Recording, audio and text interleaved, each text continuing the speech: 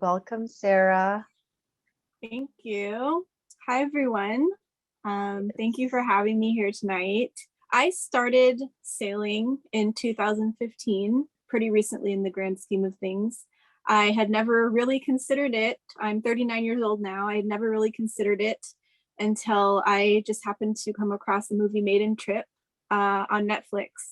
And it was about the 13-year-old Dutch girl who sailed around the world alone and set a world record as the youngest person to have done so.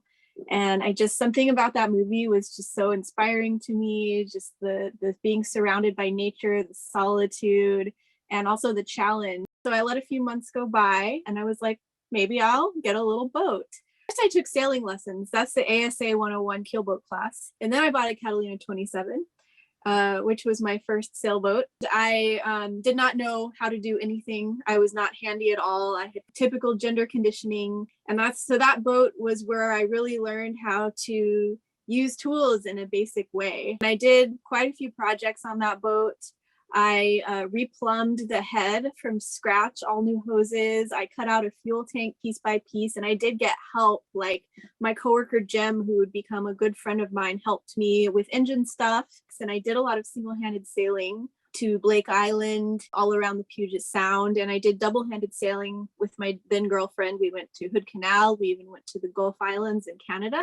After that, I realized I had owned the boat for a couple years. And I realized that I was reaching a fork in the road. I had put a lot of money into the boat.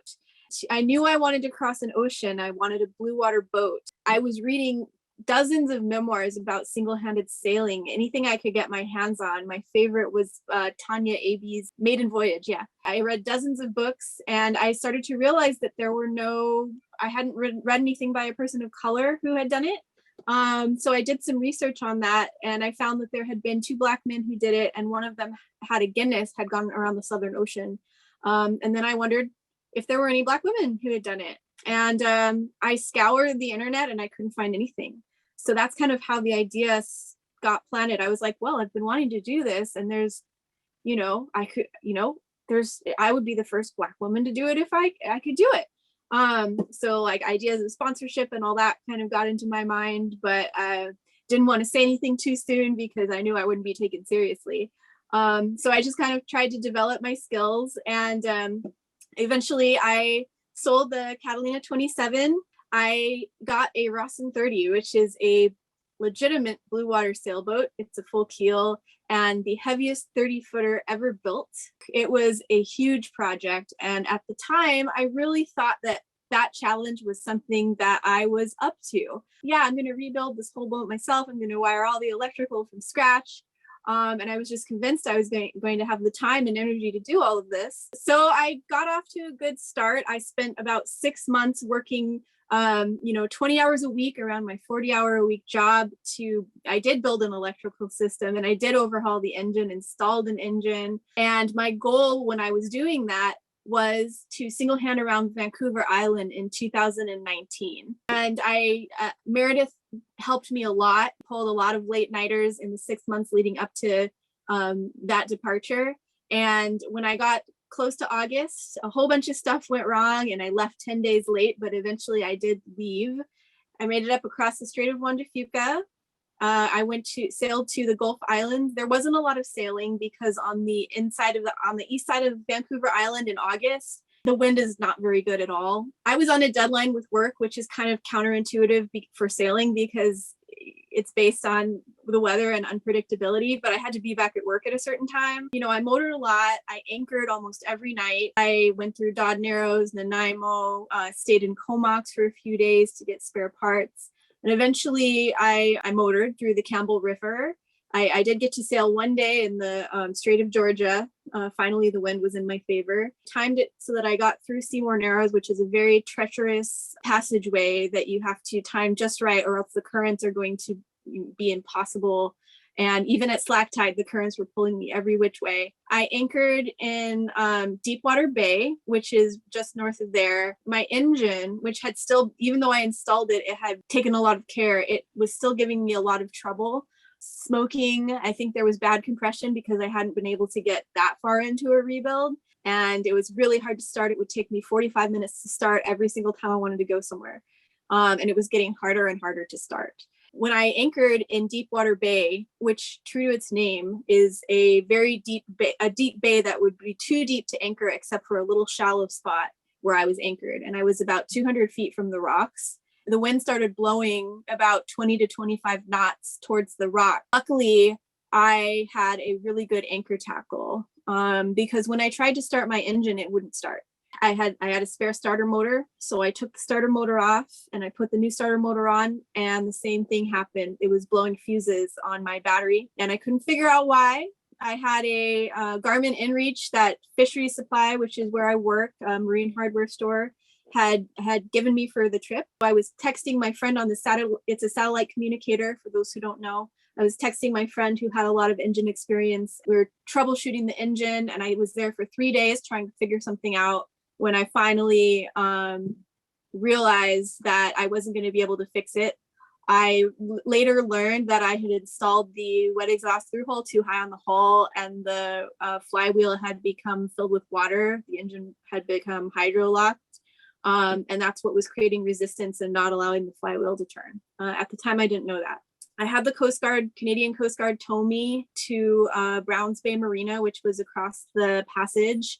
And I stayed there for a couple weeks while my ex-girlfriend brought me an outboard engine from, she came up from Seattle, got all the mounting hardware at Fishery Supply. Some really, really nice locals helped me mount the engine. From Seymour Narrows, I think it took me 4 days to get back to Seattle because it was getting late and it was getting to be the fall. There are more gales in the fall, and I also needed to get back to work. It was really the threat of storms that made me feel like I wanted to get back as quickly as I could. I went to Comox, and then I got stuck in some weather, and the only time I could go from Comox to Nanaimo, which is about 60 miles, I think, was overnight. Luckily, my mother, she's against all of what I'm doing, by the way.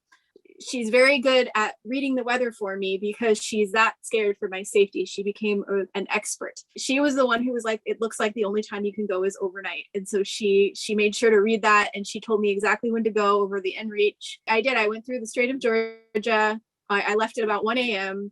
It got super foggy, and that outboard, when there's a swell, the propeller comes out of the water, and that's makes you very uneasy because it's not really good for the engine. So there was so much fog I couldn't see, and I was steering for a few hours by the compass on my AIS and Navionics, those two things. I went through the Strait of Georgia, got to Nanaimo at about like 9 a.m. or so. Then everything else to get home was pretty easy. I didn't cross the Strait of Juan de Fuca. I went through this place called the Swinomish Channel, which is another way to get back to the Puget Sound. I also felt really good about the fact that I had even done that. So it was a 400-mile round trip. That picture right there is Karen Thorndike. She has the Guinness as the first American woman to sail around the world alone, and she did the Southern Ocean. And so I met her, and she gave me a bunch of her charts. So that's who that is. She's an amazing, inspiring woman. After that experience, I got a little demoralized, but I still had plans for a future attempt. But I did realize that boat was not going to be the boat I could take because I was busy with work. I had 2.5 jobs, one of which was and still is splicing rope at fisheries. And I was making a lot of money, but I didn't have a lot of time, which meant that I wanted to get a better boat that I didn't need as much work. I sold that Rawson 30 and I got my current boat, which is a Hallberg Rossi Monson 31 from 1976. It is in pretty good condition. Although the engine only has 100 hours on it, it was installed very poorly, and I've had to take that engine apart too. It's not a lot of work I have to do on the engine that's left, but I just don't have any time. My friend Meredith, the diesel mechanic, is helping me. I don't prefer to do diesel engines. I like electrical work a lot better. So I have been studying to get my ABYC electrical certification. And I have been apprenticing with Meredith on her electrical jobs. I'm telling her not to pay me, but to just rack up those hours and come fix my engine. That's the plan. She's going to fix this engine. She's going to get it put back together, and I'm going to do the electrical jobs and someday become a boat electrician, which hopefully will serve me when I'm going around the world. I do still plan to single hand around Vancouver Island as a next step. Although right now I feel like I want the next thing I do to be to cross an ocean on someone's boat. So if anybody knows anyone who has their stuff together and is crossing an ocean in summer of 23, let me know. But I just did Swift Shore yacht race this year, and it was a really rough Swift Shore. The waves were 10 feet tall, and I now know that with the scopolamine, I can definitely handle that completely. So that gives me a lot of confidence because I honestly wasn't sure if I hadn't been tested yet. So for all I knew, I hadn't proven to myself that I wouldn't get deathly seasick. If I can handle 10 feet waves and go down in the cabin and read for an hour, I think I have hope. I just did Swift Shore a couple weeks ago, so that's where that is. And that's where I am right now. That's kind of my story.